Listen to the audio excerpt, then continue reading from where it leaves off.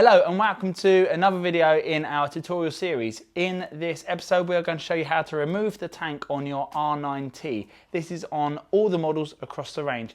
A lot of people think that it is a hard job to do and feel quite intimidated about doing it. If you go about it with the right method and the dexterity, it is totally fine and it opens up a whole world of other options for you regards basic maintenance on your bike and tasks regards moving the battery covers and stuff like that. Let's get into it. To remove the rear seat brackets, you're going to need a T45 for the major large bolts at the rear, and you're going to need a T30 for the two at the front. The T45 at the rear is the tighter ones out of the three, and the T30s at the front are tight but not necessarily a torque setting.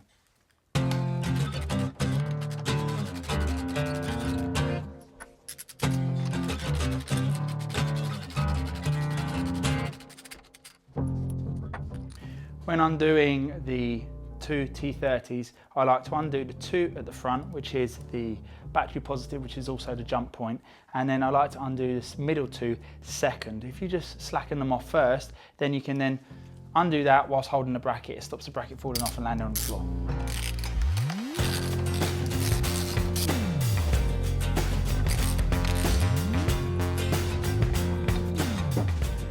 Once you've got those seat bracket removed, we're going to pick up the T25 Torx.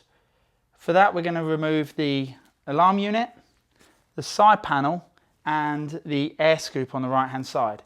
Now, some models come with a DWA or a BMW alarm unit, some do not. If they do not, then you'll just see that there'll be a large cavity at the bottom of the tank, so you won't need to remove anything further. If you do have a DWA or alarm unit, it's a T25 Torx. Undo that and then you can remove the unit out of the way. There's nothing to unplug at this point.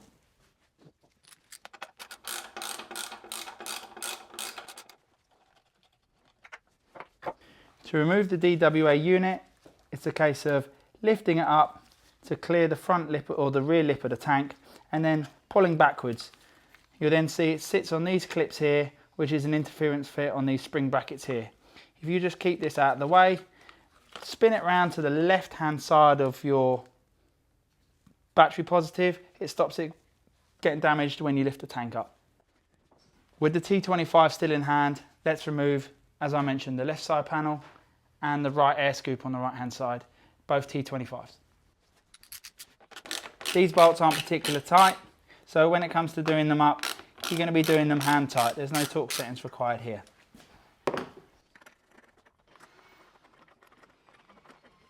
Something to bear in mind on the earlier models, the pre-17 models, the diagnostic plug sits under here and is actually attached to the tank. You'll need to pop that off to enable the tank to lift up. If you go to lift the tank with that still attached, you'll see that it will want to snag and you'll think that there's an interference problem with the tank. It's not, it will be the diagnostic plug that's hanging on here. Remove that and let that hang down. On the later models, the diagnostic plug is under the seat. I'm now going to remove the aluminium cover for the Snorkel on the right hand side. You have two T25 Torx bolts and then there is a clip fit on the front of the Snorkel. On the T25 bolts here, there is the plastic nylon washers that sit behind it. It's very important that you don't lose those. They stop the scoop getting damaged when you put it all back together. There's the T25 bolt with the BMW nylon washer, as I mentioned. Keep hold of that, very important, and you don't want to lose it because you don't want to damage the scoop when you refit. With the scoop unbolted, it's a simple case of pulling the scoop towards you, tilting the scoop down away from the tank, but not so far down that you're going to hit on the injection mount point. Pull it towards you to release the spring clip at the front, and it just sits on the front Snorkel like so. Now, the next thing to do before we go any further is we need to remove the ignition key and remove the plastic dress cover for the ignition barrel. This can be really fiddly. It's the same across all models from the Gen 1 up to the Gen 2 R9T, so that's pre-17 and post-17. They're a little bit fiddly and a little bit of a pain. You need to give it a little bit of a wiggle to get it off, but they do come off eventually. Obviously, as always, take the absolute maximum amount of care.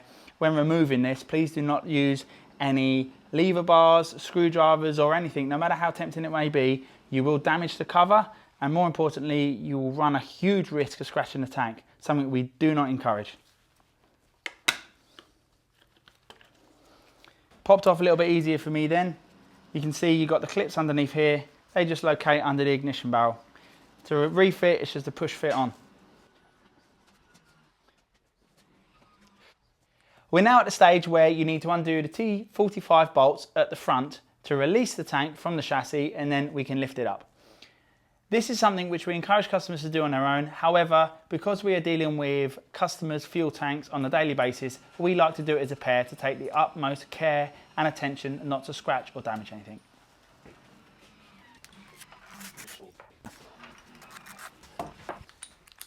Before you go too far into lifting the tank, you want to loosen off the T30 at the back of the tank, and do not remove both of the T45 bolts at the front of the tank. You need to take one out from either side that you choose and then leave one in but loosened off. You do need that extra support there to stop the tank dropping onto the front of the chassis and damaging. This bolt sits on a bush inside here, and there is a riv nut at the back to hold it in secure. You want to undo this and then just unwind it 5mm or so, just to give you enough traction to pivot up and pivot down, but enough security so that the tank's not going to fall off or lose its position on the mount.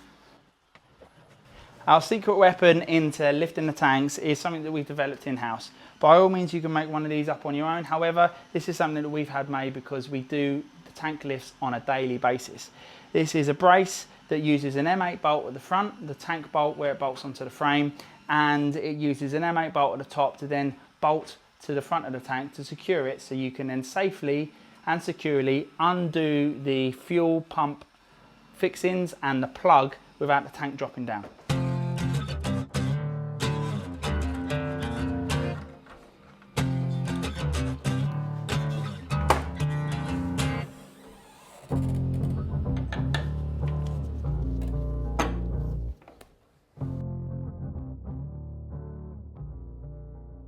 This is the bit that is a little bit fiddly and you need to take some extra care for. So on the underside of the tank, you'll see that the pump facing the left-hand side of the bike has an outlet and an inlet and then a level plug.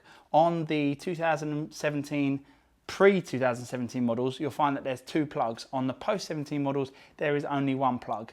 You'll need a small screwdriver just to undo the clip on the larger plug on both the pre-17 and post-17 models. As always, do not apply a large amount of leverage. This is purely just a twisted motion, just to lift the clip up above the raised surface, just to allow it to pop out. I'm going to show you to do that right now.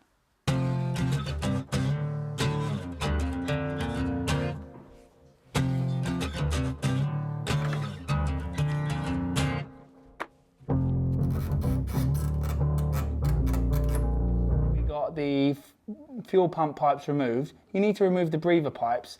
There's one on each side of the tank. Being rubber against aluminium, they do like to seize up and become a little bit sticky. The ideal way to do this is to allow a twisting motion to remove the pipe and twist it off. You may find that a long nose pair of pliers will be your friend in this action.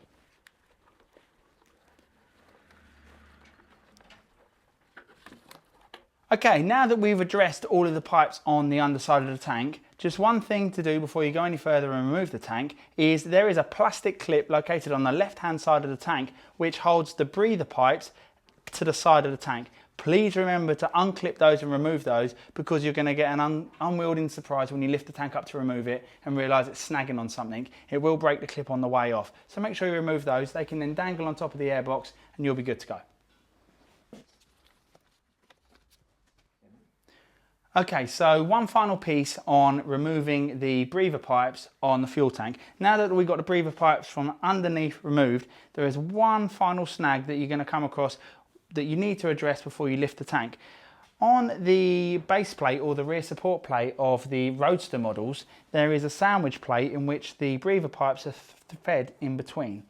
You'll find that this will be a little bit awkward and you will need a second pair of hands when you lift the tank up to remove it. Alternatively, you can pivot the tank up onto the rear bolt before you undo it to allow you to feed the pipes out and then release the tank so you can lift it off.